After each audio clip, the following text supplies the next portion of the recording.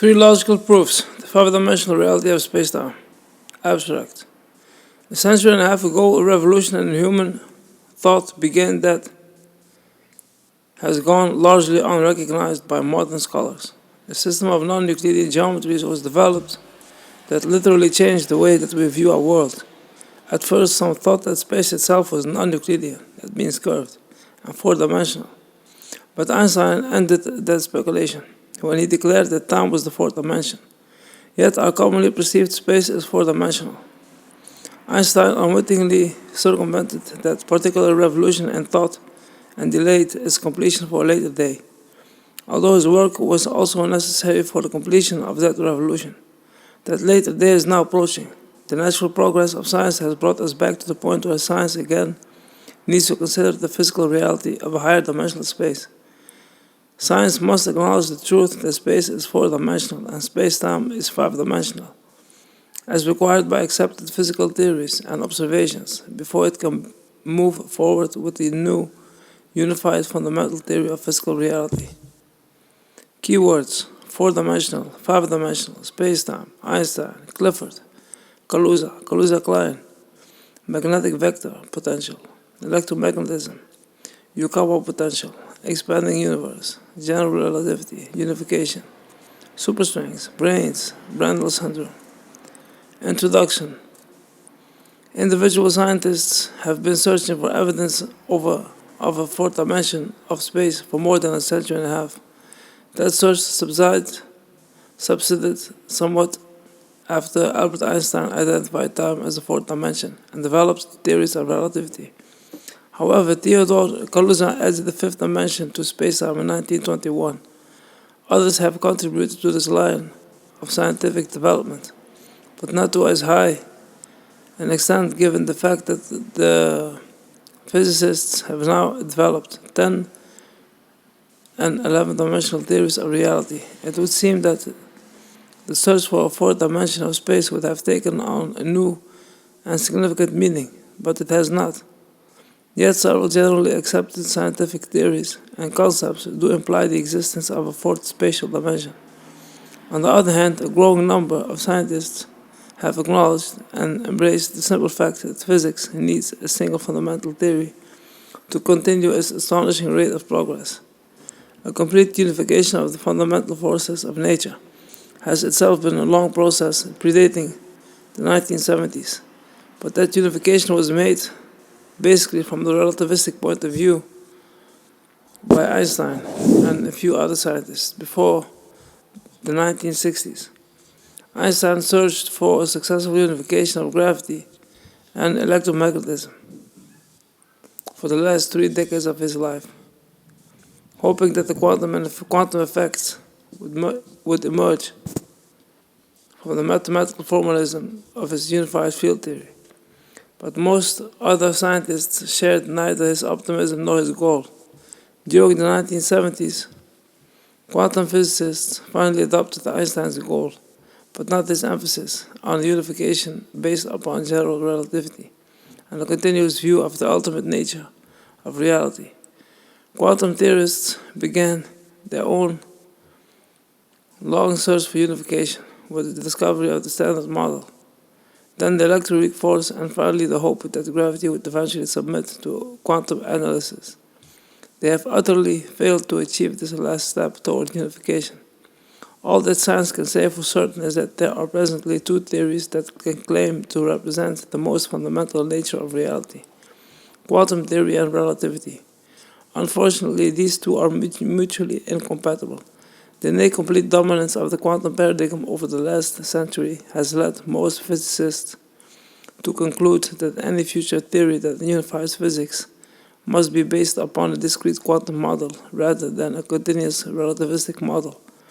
The attitude that discreteness can replace continuity at all levels of reality is problematic. It reflects a general disregard for the depth and extreme nature of the major differences between the two theories. This disregard has led scientists to speculate on the structure of reality at as small a level as the Planck length, resulting in the development of quantum loop theories and other attempts to a quantum gravity theory, whether the existence of a major conflict between the discrete and continuous is acknowledged or not. The fact that these two models of reality are mutually incompatible is generally minimized or belittled by many theoretical scientists who overwhelmingly assume that discreteness offers the only possible solution to the problem of unification. Recent attempts to overcome this incompatibility, such as supergravity, superstring, and brane theories, have relied heavily upon the concept of hyperdimensional spaces. These models have been unsuccessful, yet the overall notion of hyperdimensionality still offers a way out of the dilemma. Einstein first rendered the notion of a higher dimensional reality plausible in 1905, but the revolution that Einstein began when he unified three-dimensional space with time to form a four-dimensional space continuum has never been fully realized. In the meantime, the opposing quantum concept may have fully run its course and reached its inherent theoretical limits. The modern unification theories based upon the quantum model do not seek to rectify the fundamental differences between the quantum theory and special relativity. Quantum field theories only calculate quantum effects and relativistic limit. They do not unify the theories at the necessary fundamental level that is often claimed.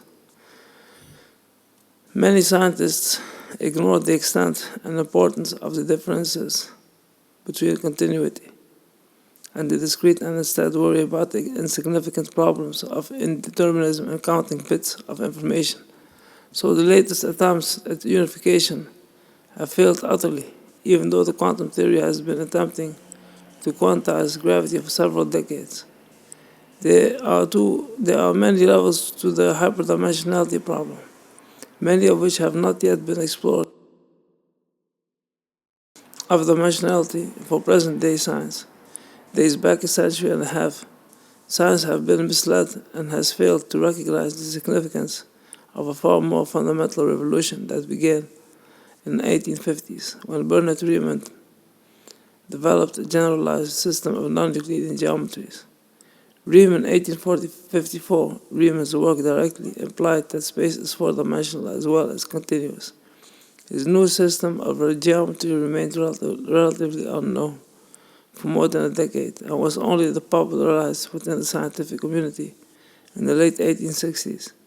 Simultaneously, James Clerk Maxwell developed Michael Faraday's field concept of electromagnetism into a complete theory of electromagnetism. Whether the timing of these developments was coincidental or not, and only careful review of historical documents can determine if the simultaneous development of these theories was truly a coincidence.